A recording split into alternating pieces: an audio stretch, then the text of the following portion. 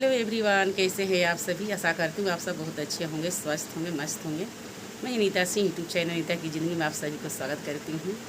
और बता दूँ एवरीवन, कल था जन्माष्टमी की ढेर सारे हार्दिक शुभकामनाएं। और कल मैं वीडियो नहीं डाल पाई, उसके लिए सॉरी एवरीवन, क्योंकि मैं बहुत सैड थी। हमको अच्छा नहीं लगा था अपने घर में, क्योंकि हमारे यहाँ ससुराल में ये नहीं मनता है। जो जन्माष्टमी होता है, श्री कृष्ण भगवान के बर्थडे लोग नहीं मनाते हैं, और हमारे मायके में मनाया जाता था। मैं बचपन से ही मनाती थी जन्माष्टमी। और कल भी हमारे पूरे फैमिली बहुत धूमधाम से हम लोग पहले मना। जब मैं मायके में थी एवरीवन, तो मेरी माँ बहुत धूमधाम से जो जन्माष्टमी होता है बहुत धूमधाम से मनाती थी।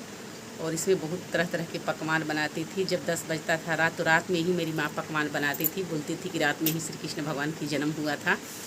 और आप सबको ही पता होगा कि 12 बजे करीब में श्री कृष्ण भगवान की जन्म हुआ था। तो जन्म हुआ था उसी टाइम भोग लगाई, और 10 बजे करीब में, यानी 9-10 बजे करीब में वो पकवान बनाती थी। पकवान में पुआ बनाएंगी, 3-4 किस्म की हलवा बनाती थी, और वही हलवा का भोग लगाएगी। फिर उसके बाद में हम लोग प्रसाद के रूप में खाएंगे। और रात में जब जन्म उनको हो जाएगा, तो हम लोग आधे घंटे बैठकर श्री कृष्ण भगवान की सोहर गाएंगे, जो हमारी भोजपुरी में सोहर बोलते हैं, यानी गीत गाएंगे उनके लिए।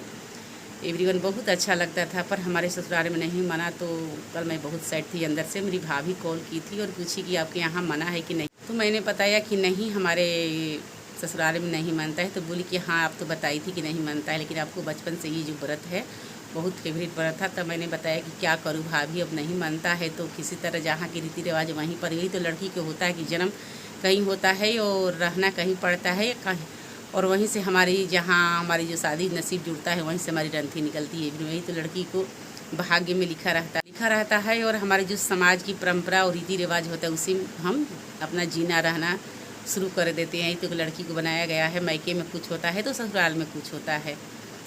भगवान मैं लड़की को 2-2 घर दिए थे, लेकिन दोनों में ही अपना नहीं है एवरीवन। अगर अपना होता तो लोग अपना मन से हम जी सकते थे, लेकिन हमारी कितनी साथ में मजबूरियाँ होती थी हम महिलाएं के। सबके पास में तो ऐसा नहीं मजबूरियाँ, लेकिन अधिकतर घर मिलेंगे कि जो कि बहू के ऊपर तरह तरह की बातें होती है। बहू के ऊपर तरह तरह से विचार लोग करते हैं। बहू नहीं ख़राब होती है एवरीवन, लेकिन लोग बहू को ख़राब बना देते हैं। इसलिए बना देते हैं ना कि बहू के साथ में ऐसा ना भेदभाव लोग करने लगते हैं कि तरह तरह की गलतियाँ निकालने लगते हैं। सिर्फ बहू में ही कमियाँ ढूंढते लोग रह जाते हैं घर की फैमिली लोग, ये कर दी वो कर दी। उसके बाद क्या होता है ना कि दूसरे के बातों के कंपेयर लोग करने लगते हैं कि इसकी बहू तो ऐसी है, उसकी बहू तो ऐसी है, इसकी बहू इतना घर में इज्जत करती है, ऐसे करती है वैसे करती है।